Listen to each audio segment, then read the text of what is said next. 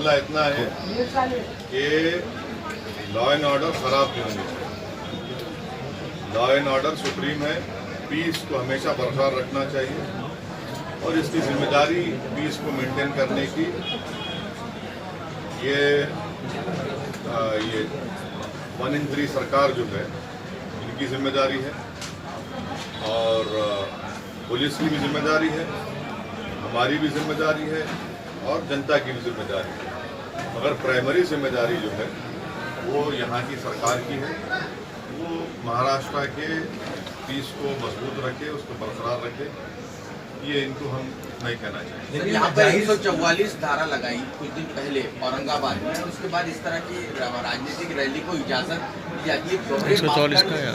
Police प्रशासन या सरकार के आपको लग रहा है एक तरफ कहा जाता है कि दंगे भड़क जाएंगे, दूसरी तरफ इस तरह की रैली की इजाजत दी जाती है।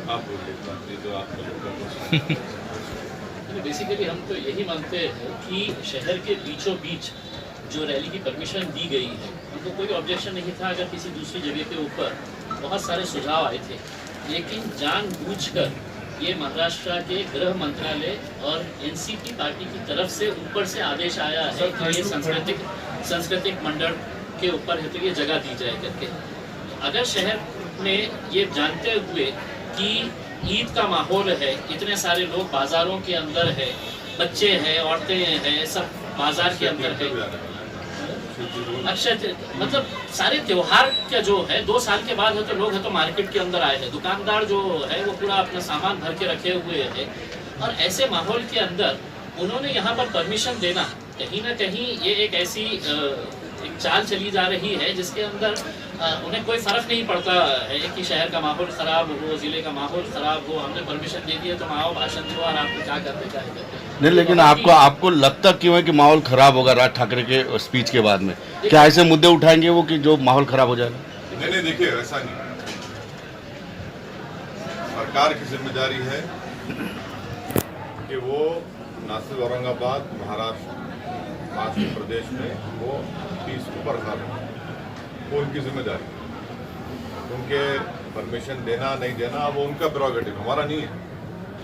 उनको इस जिम्मेदारी को निभाने की जरूरत नहीं। लेकिन आप इस प्रकार बार बार आपके बोलने में महाराष्ट्र सरकार का जिक्र आ रहा है, लेकिन महाराष्ट्र सरकार क्या आपको लगता है कि राज ठाकरे ने इनकी गुड़ी पड़वा रैली की उसमें भी लाउड स्पीकर के बारे में जाहिर तौर पर बात की जिससे 2 ग्रुपों में हिंसा होती है, साथ ही साथ उत्तर सभा करके थाना में ली थी उसमें भी लिए, तो आपको फिर भी महाराष्ट्र सरकार से उम्मीद लग रही है क्या इस मामले में? तो आपको लगता है उसी वक्त एक्शन लेनी चाहिए थी, ऐसा लगता है या आप मांग करना चाहोगे?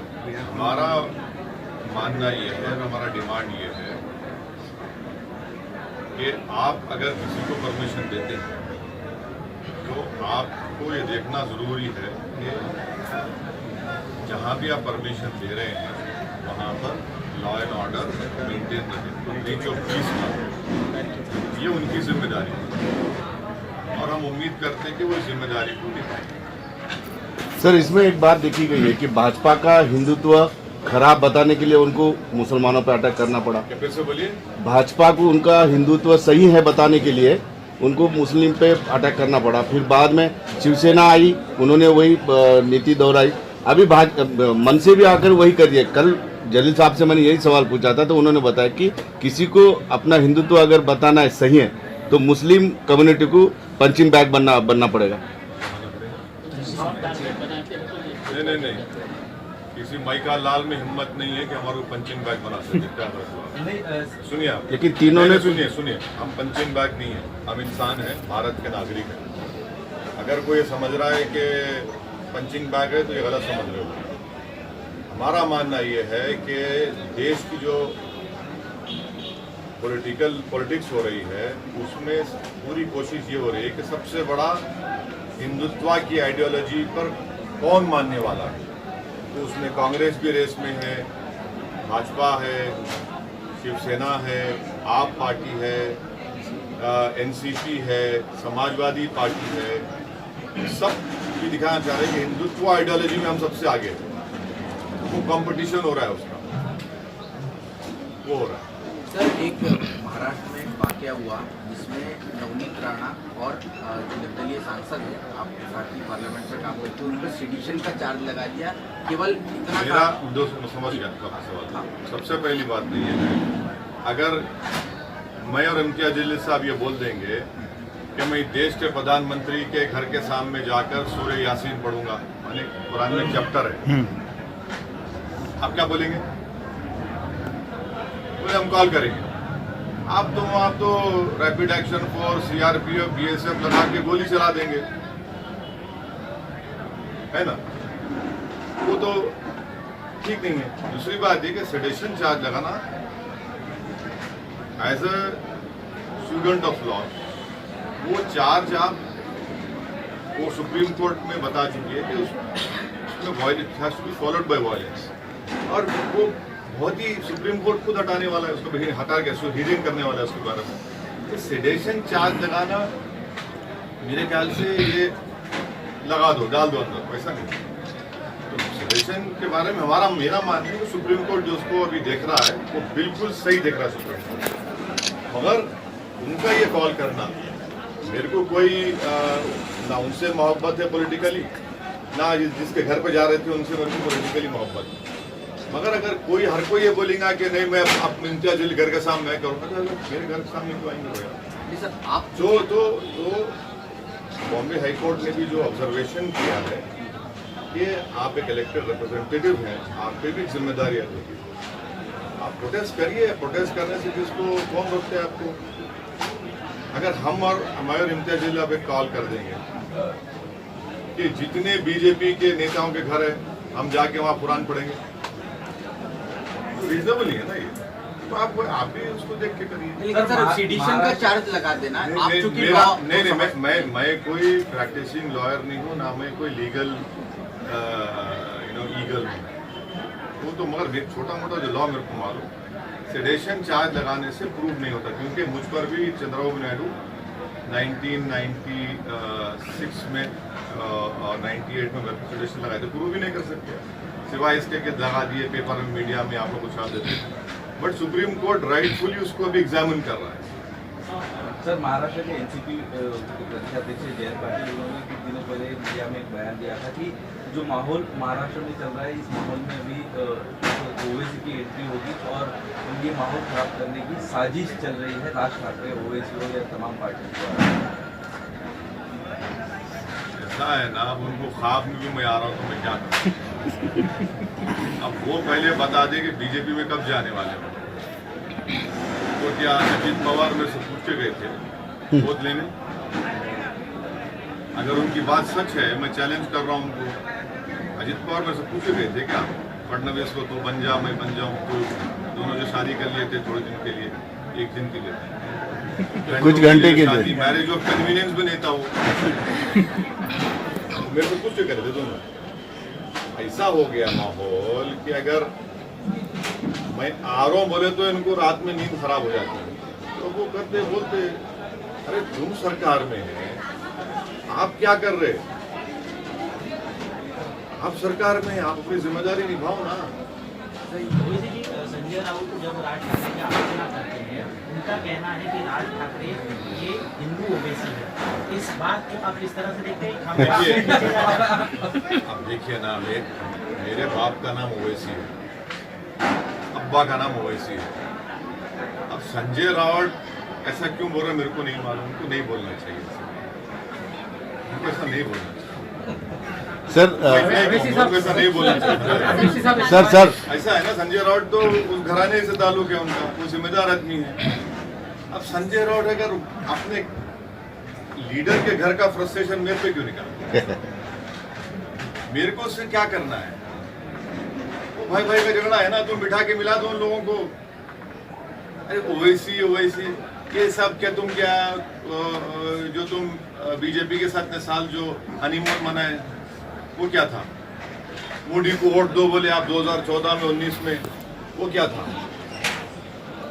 तुम तो 370 पे साथ दिए, ये बकवास है और क्या है? सर राज ठाकरे ने लाउडस्पीकर हटाने का मुद्दा है, आपका उस पर क्या व्यू है? देखिए हमारा मानना ये है कि ये सब इसलिए किया जा रहा है क्योंकि एक माहौल जो मुसलमानों के खिलाफ हेट का बन रहा है उसी का हिस्सा है। तो लेकिन 3 तारीख को अल्टीमेटम दिया है राज ठाकरे ने। अरे भाई, आप ये सवाल मुख्यमंत्री से पूछिए, आप ये सवाल शरद पवार साहब से पूछिए, आप बताइए ना कि आप क्या करने वाले हैं। मैं मुख्यमंत्री हूं क्या? जिस दिन इम्तियाज जलील मुख्यमंत्री बन जाएंगे हम बता देंगे आपको क्या को अल्टीमेटम दिया तो क्या करते हम। ये तो सरकार को बताना है ना। लेकिन आपके कार्यकर्ताओं को आप क्या कहेंगे कि हर हनुमान चालीसा बजाई जाती है? सभी देखिए, एक बात, हम पीस और अमन को मजबूत करो बोल रहे हैं, मगर आप जैसा बोल रहे हैं हम पंचिंग बैग नहीं है, हम पंचिंग बैग नहीं है। सर, बात मुसलमानों को सॉफ्ट कॉर्नर करने की हो रही है।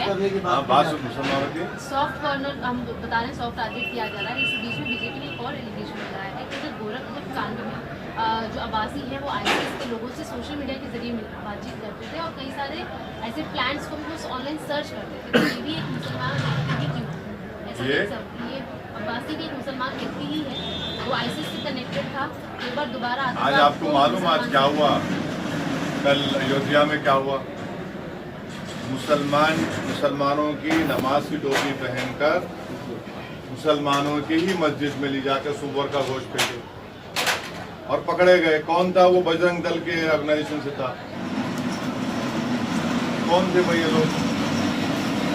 जहां तक सवाल टेररिज्म का है तो फिर ये इखलाक को, पीलू खान को, रकबर को मारने वाले कौन है भाई? और तीसरी बात ये है कि आप पूरी तहकीकात करिए। हम तो हर किस्म के वायलेंस को, टेररिज्म को कंडेम करते हैं।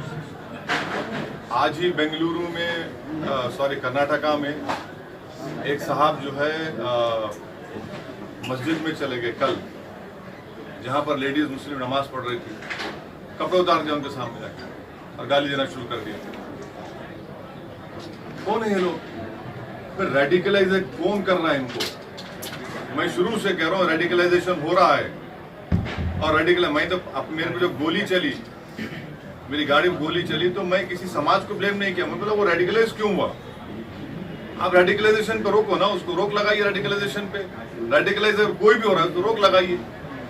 क्यों हो रहा है उसके आपको मालूम, मगर आप तो खामोश बैठे हुए हैं। सर 2019 में लोकसभा चुनाव में लड़ते हुए जिस प्रकार से राज ठाकरे ने एक अलग अंदाज में मोदी के खिलाफ प्रचार किया था, और अभी हालात ऐसे हैं कि नहीं मगर बी टीम में बी टीम कहा जा रहा है ना। हम पूरा डील हम कर लेते। अब आप देखो, अरे हम लड़के शिवसेना को हराए, हाँ वो तकलीफ है संजय राउत को कि औरंगाबाद की हिंदू मुस्लिम दलित जनता ने शिवसेना को हरा दिया, तो वो गुस्सा मेरे पे कभी कभी निकाल लेते। सर आखिरी सवाल मेरा ये है, मेरी तरफ से आखिरी सवाल ये है कि फिर एक बार कल की सभा में हो सकता है कि औरंगाबाद का नाम संभाजी नगर किया जाए। इस मांग को आगे बढ़ाते हुए सरकार पर दबाव बनाएंगे। सर आपकी और सर की दोनों की प्रतिक्रिया थी। बोलते यार क्या तुम इम्पोर्टेंस दे रहे थे लोगों को? आप लोग कामों का एक बात सुनिए क्यों इतना ग्रुप में टाइम खराब कर रहे हैं? हेलो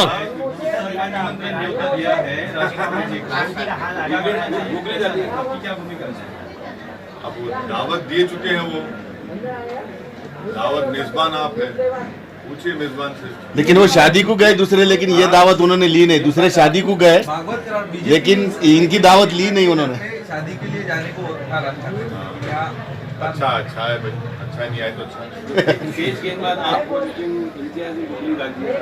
हाँ ऐसा है ना, वो आप ही की बरादरी से आए तो उनको गोली डालना अच्छा आता। देखिए एक बात सुनिए, यक्सा सिविल कोड को इस देश की जरूरत नहीं है। हमको आप ये बताइए, आज बीजेपी अमित शाह साहब ये सब बोल रहे हैं, आपको मालूम गोवा में जो सिविल कोड है कैसा सिविल कोड है?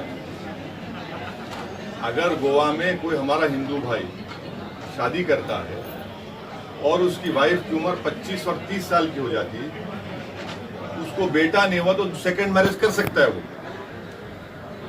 अब इस पर क्या बोलेंगे बीजेपी वाले? सरकार आपकी है वहां पर। कॉन्स्टिट्यूशन में पार्ट 4 है डायरेक्टिव प्रिंसिपल, उसमें आर्टिकल 47 पढ़ लो आप, प्रोहिबिशन लगाओ अल्कोहल के ऊपर, क्यों नहीं लगाते भैया? डायरेक्टिव प्रिंसिपल में लिखा हुआ है शायद आर्टिकल 38 में कि सबको इनकम जितना हो सके बराबर होनी चाहिए। कहाँ है इनकम? किधर है?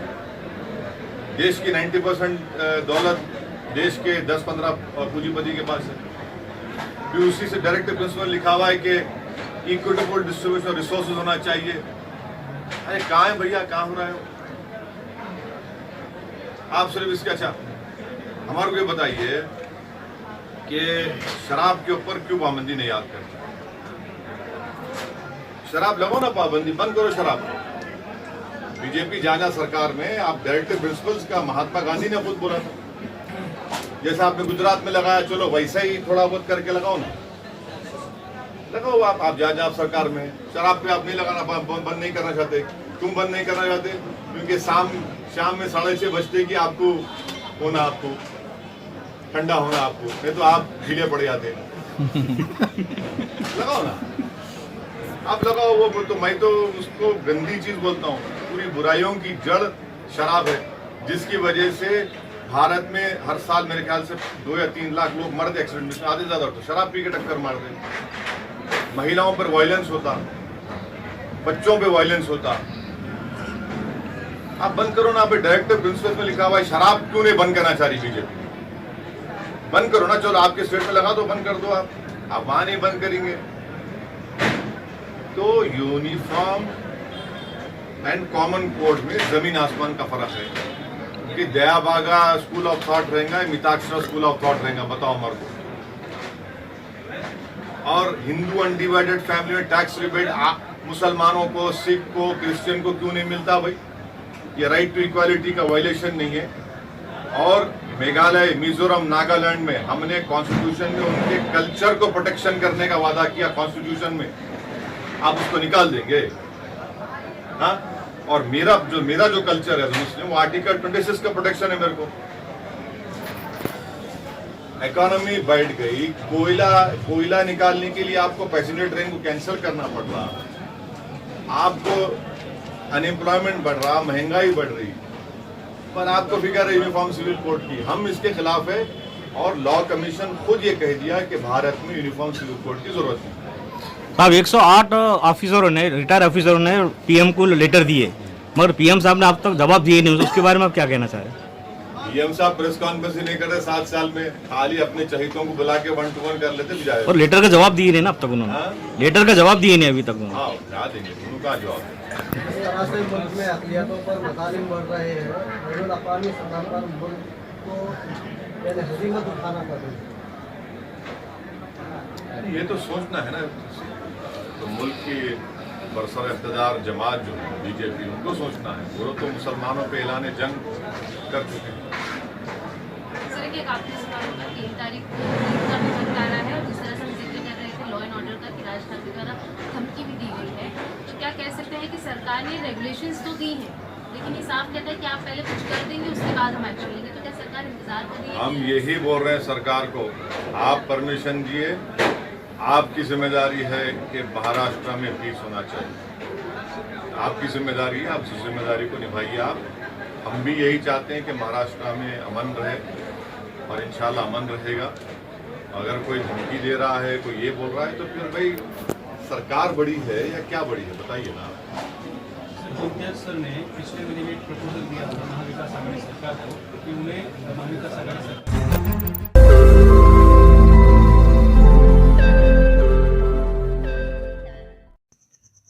रोज नई खबरों को देखने के लिए हमारे औरंगाबाद समाचार चैनल को सब्सक्राइब कीजिए और नोटिफिकेशन पाने के लिए हमारे बेल आइकन को दबाइए ताकि हर खबर की नोटिफिकेशन आपको मिलती रहे।